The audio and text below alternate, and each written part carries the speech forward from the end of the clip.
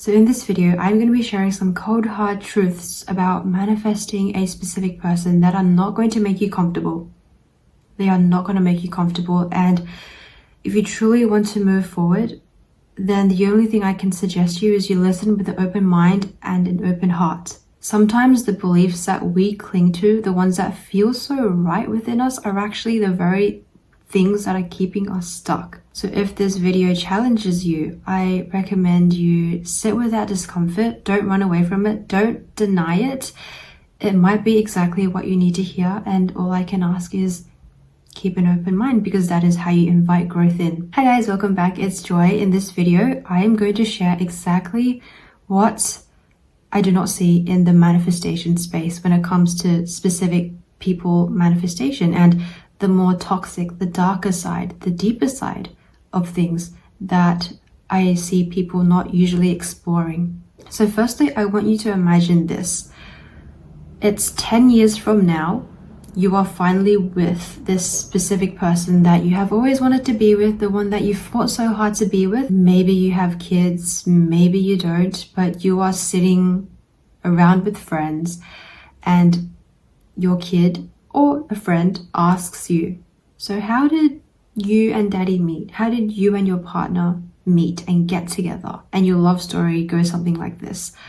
Well, in the beginning, he wasn't too sure about me. He was a bit hot and cold. He kept his options open, but I held on. I waited it out. It was not easy. I suffered a lot.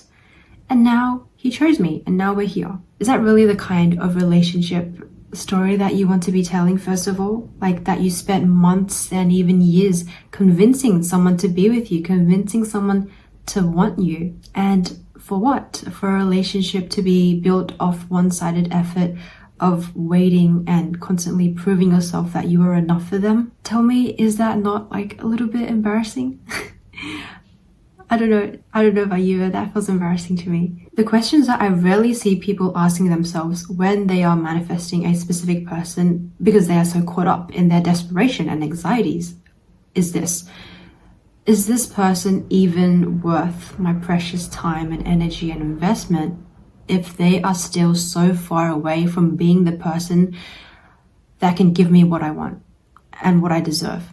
Is this person even husband or wife material right now where they are in life? And also, does this person actually add to the goodness in my life, or do they actually take away from that by giving me more stress and anxiety and insecurity and fear?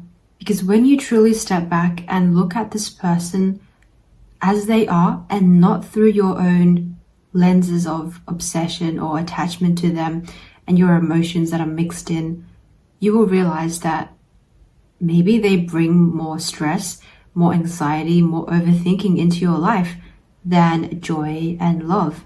The partner that you pick for yourself should add to your peace and not steal it. Like, if you are always constantly questioning and waiting and wondering and hoping and proving and fixing and convincing this person to be with you, is that even love, or is that like a trauma response? And I also want to quickly address this whole notion of you can have anyone you want in the manifestation space that is usually thrown around very carelessly.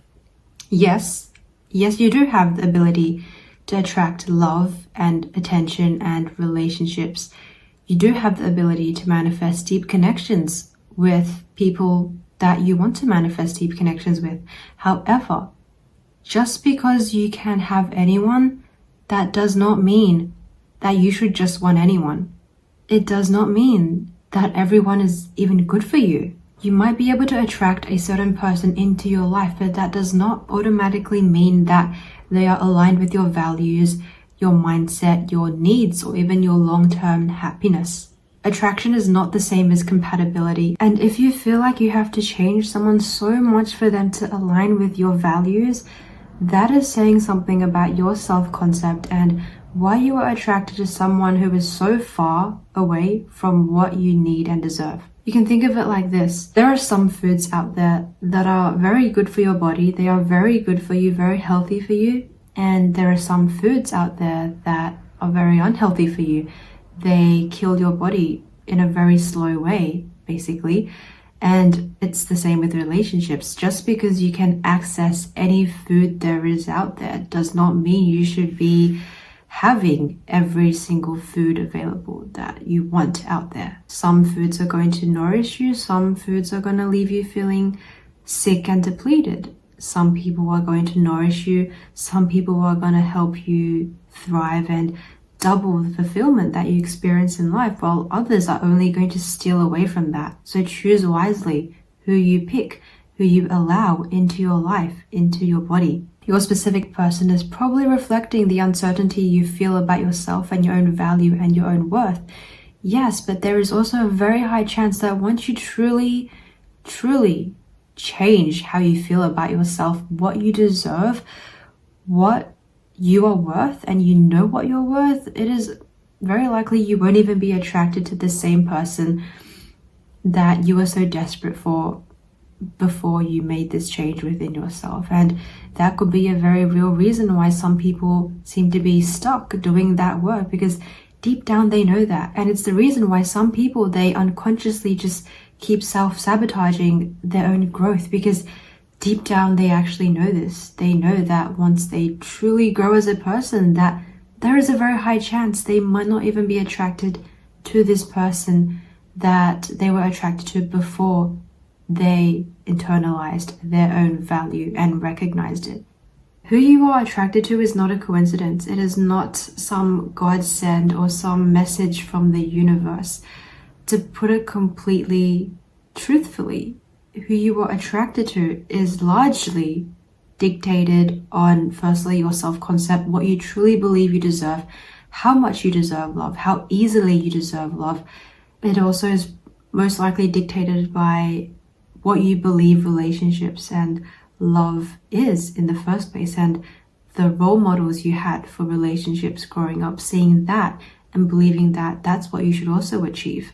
If you question deep down whether you are worthy of unconditional love, it's highly likely you are going to attract people that continue to make you question that. Most people manifesting a specific person also have something that I like to call a healing fantasy. So basically, they are not actually in love with their SP, but they are in love with a healing fantasy. A healing fantasy is basically this deep, unconscious belief that if you can just get this person to change their mind about you, if you can just get this person to choose you, then it will finally heal everything. It will make everything right. It will heal all your old wounds. It will prove to you that you are finally worth it. You are finally good enough. You are finally enough and lovable and valuable.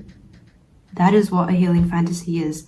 And that is why it is so easy to get caught up in wanting to change someone's feelings towards you and their behavior towards you. So let's break it down. If you grew up feeling unseen, you are probably going to be chasing emotionally unavailable people, hoping that they will make you feel seen. If you define love by struggle and suffering based on what you saw happen between other people, then you will probably think that waiting, proving, suffering is all part of this process when it comes to love. But the truth is, it is not. Here's the truth. If this person wasn't choosing you before, why are you making it your personal mission to change them? Because deep down, you probably don't believe that you are worthy of love without some sort of struggle. You feel like love can't just fall into your hands, into your lap, by you just existing and doing nothing and being a human being. You feel like you have to suffer in order to earn it, in order to prove yourself that, yes, I'm worthy. And that is the real issue with this whole manifesting a specific person. If you cannot accept this person as they are right now, this version of them that they are showing you, I would actually argue that it's quite unfair for you to project onto them this idea of who they should be in order to be loved by you. Because imagine someone doing that with you. Imagine this energy that they are pushing out towards you is, I'll only be with you, I'll only choose you and love you if you are this near perfect version of yourself that I have created of you in my own head. Like, Does that sound fair to you? And yes, 100%, people have the capacity to grow and change, but I'm talking about right now. The way they are showing up right now in this moment. Can I tolerate this? What is my window of tolerance? Is this within my window of tolerance?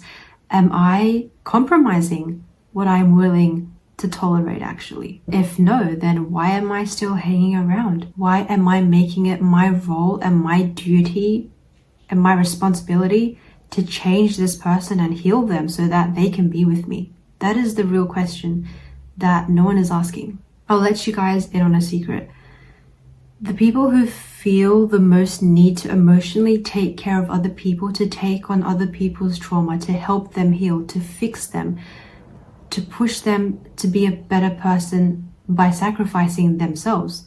These people usually do not have the belief that they are important or valuable. And that's why they so strongly derive their value from what they can do for someone else, how they can heal and fix someone else. And that's why they emotionally take on other people's baggages, because they believe that it's their duty to fix them, because they have associated their worth with their duties, their role. They very strongly associate who they are, their value as a human being, as what they can do for other people, and the emotional caretaking they provide for other people. I've also noticed that a lot of people manifesting an SP, specific person, also operate from this place of scarcity. So it's like they believe that this person that they want to manifest is the only person that can give them this connection that they are so deeply craving. They will often say things like,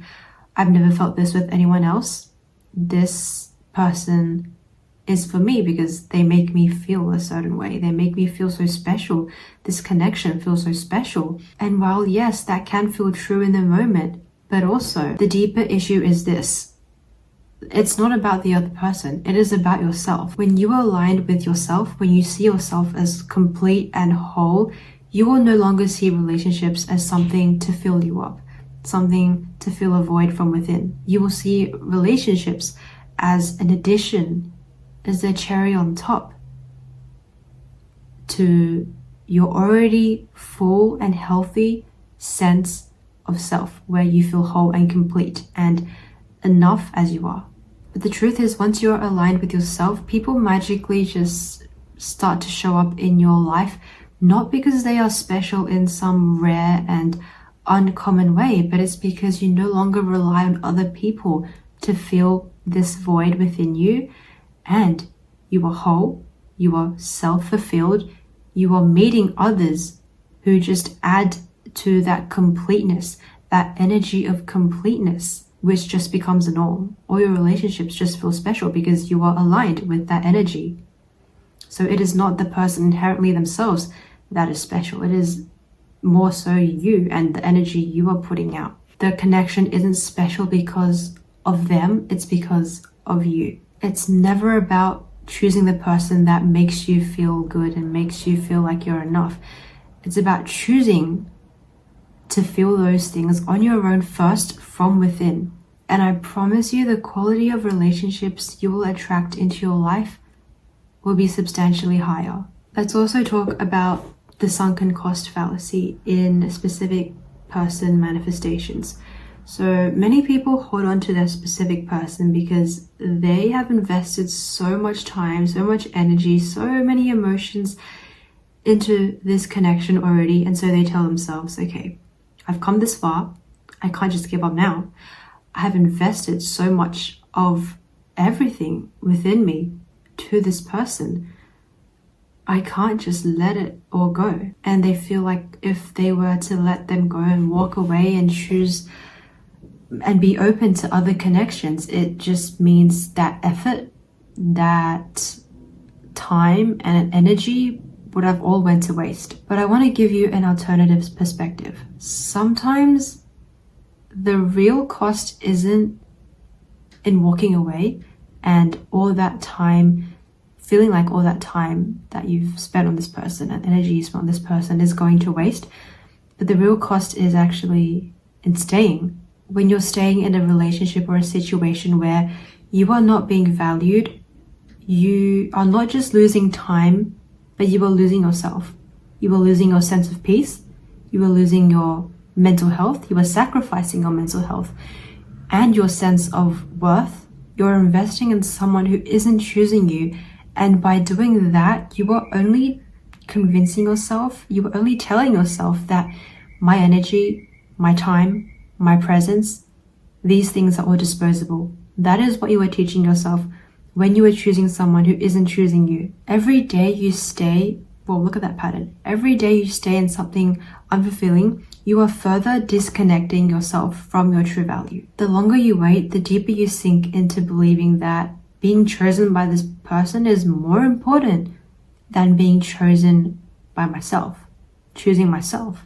So just consider, what's the real cost here? Is it worth it to keep holding on to someone who isn't sure about you just because you have invested so much energy into them?